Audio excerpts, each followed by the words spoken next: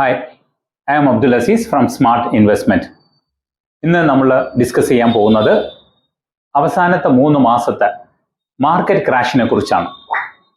നമ്മൾ ന്യൂസ് പേപ്പറിൽ വായിക്കാൻ പറ്റിയ സംഭവം, blood Baat on Dalal street, Sensex crashes 1000 points. Bloodbath on Dalal Street, investors lost rupees 13 lakh crore in last 2 days. നിമിഷങ്ങൾക്കകം അപ്രത്യക്ഷമായത് 6 ലക്ഷം കോടി. തകർച്ചയ്ക്ക് പിന്നിലെ കാരണങ്ങൾ അറിയാം. ഓഹരി വിപണിയിൽ വൻ ഇടിവും, നിക്ഷേപകർക്ക് 10.24 ലക്ഷം കോടിയുടെ നഷ്ടം. വളരെ ചെറിയ സമയം കൊണ്ട് തന്നെ നമുക്കിതിന്റെ വിശകലനം നടത്താം. ഇന്ന് 26 ഡിസംബർ 2024 സെൻസെക്സ് ക്ലോസ് ചെയ്തിരിക്കുന്ന പോയിന്റ് എന്ന് പറയുന്നത് 78,472. 3 മാസത്തിന് മുമ്പ് നമ്മുടെ ക്ലോസിംഗ് പോയിന്റ് എന്ന് പറയുന്നത് 27 സെപ്റ്റംബർ 85,978, 85,978. അതായത് ഇന്ത്യയുടെ ചരിത്രത്തിൽ റെക്കോർഡ് പരമായിട്ടുള്ള സെൻസെക്സിലേക്ക് പോയതാണ്. അത്രയും മുകളിലോട്ട് പോയതിനു ശേഷം അവസാനത്തെ 3 മാസത്തിലാണ് ഈ കറക്ഷൻ വന്നിരിക്കുന്നത്. ടോട്ടലായിട്ട് നമുക്ക് നഷ്ടം അഥവാ സെൻസെക്സ് പോയിന്റ് കുറഞ്ഞത് 7,500 പോയിന്റ് ആണ്. 7,500 പോയിന്റ് കുറയുമ്പോൾ നമുക്ക് കാണാൻ പറ്റുന്നത് അതിന്റെ 8.5% ആണ് പീക്കിൽ നിന്നും ഇന്നത്തെ ക്ലോസിംഗിലേക്ക് നമുക്ക് കാണാൻ പറ്റിയത്. ഇതിന്റെ കൂടുതൽ വിശദീകരണം 2024 അവസാനത്തെ 24 വർഷത്തിന്റെ കണക്ക് നമ്മൾ നോക്കുകയാണെങ്കിൽ 2000 മുതൽ നമ്മൾ സെൻസെക്സ് ഇവിടെ നോക്കുകയാണെങ്കിൽ 5000 പോയിന്റ് തൊട്ട് തുടങ്ങിയതാണ്. അതാണ് ഇപ്പോൾ നമുക്ക് 78,000 പോയിന്റിലേക്ക് എത്തിയിരിക്കുന്നത്. ഇതിന്റെ എവിടെയൊക്കെയാണ് നമുക്ക് മേജർ ആയിട്ടുള്ള കറക്ഷൻ വന്നിട്ടുള്ളത്, എവിടെയൊക്കെയാണ് മാർക്കറ്റിനെ ബുൾ മാർക്കറ്റായിട്ട് വളരെ ആകർഷമായിട്ട് വന്നത്, എവിടെയൊക്കെയാണ് ഇതിന്റെ കറക്ഷനുകളൊക്കെ സംഭവിച്ചത് എന്ന് നമുക്ക് കുറച്ചുകൂടി വിശദമായിട്ട് കാണാം. ഇവിടെ സെൻസെക്സിന്റെ ചാർട്ട് 1991 മുതൽ 2024 വരെയുള്ളത് നമുക്ക് നോക്കാം. 1991 ഏകദേശം സെൻസെക്സ് 1000 പോയിന്റിൽ നിന്നാണ് സ്റ്റാർട്ട് ആകുന്നത്.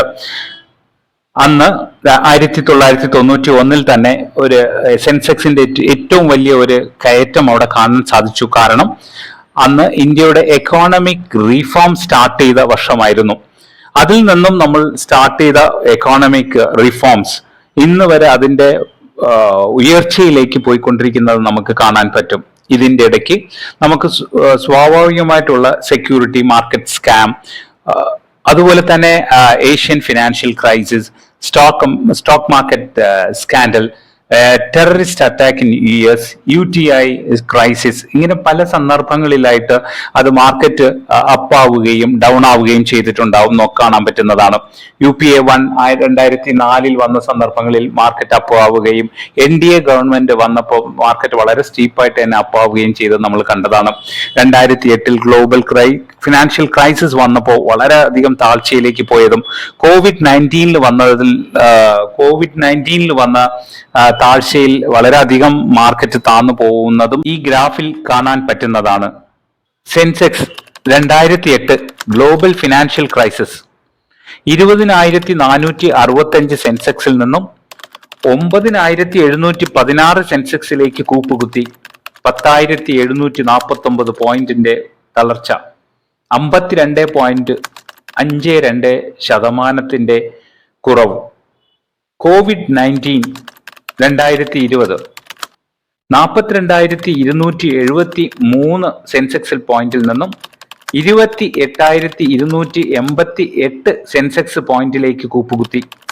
13,985 സെൻസെക്സ് പോയിന്റ് ഡൗൺ, 33% അവിടെ ഇടിവ് സംഭവിച്ചു. ഡിസംബർ 2024 അവസാന ക്വാർട്ടറിൽ സംഭവിച്ചത് നോക്കാം. 27 സെപ്റ്റംബർ 2024 സെൻസെക്സ് പോയിന്റ് 85,978 നിന്നും 31 ഡിസംബർ 2024 സെൻസെക്സ് 78,139 പോയിന്റിലേക്ക് താഴ്ന്നു. മൊത്തം 7,839 പോയിന്റ് ഇടിവ്, 9.11% ആണ് കുറഞ്ഞത്.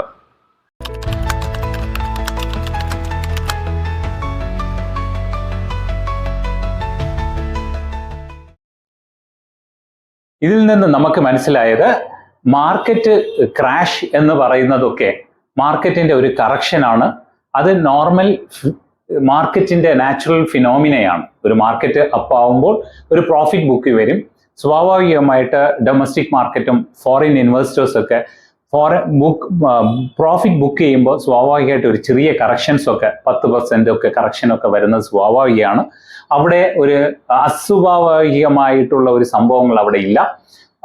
നമ്മൾ ചെയ്യേണ്ടത് ഇത്ര മാത്രമേ ഉള്ളൂ. മാർക്കറ്റിനല്ല ബോധർ ചെയ്യേണ്ടത്, നമ്മൾ ബോധർ ചെയ്യേണ്ടത് നമ്മുടെ ഇൻവെസ്റ്റ്മെന്റിനെയാണ്, നമ്മുടെ ക്യാപിറ്റലെയാണ്. നമ്മൾ തീർച്ചയായിട്ടും നമ്മുടെ ക്യാപിറ്റൽ ഇൻക്രീസ് ചെയ്ത് കൊണ്ടുവരിക. എത്രത്തോളം മാർക്കറ്റ് കറക്ഷൻ വരുമ്പോൾ അത് നമ്മുടെ ഒരു അഡ്വാൻറ്റേജസ് എടുക്കുക. കാരണം നമ്മുടെ NAV വളരെ അധികം താന്നു പോകുന്ന സന്ദർഭങ്ങളാണ്.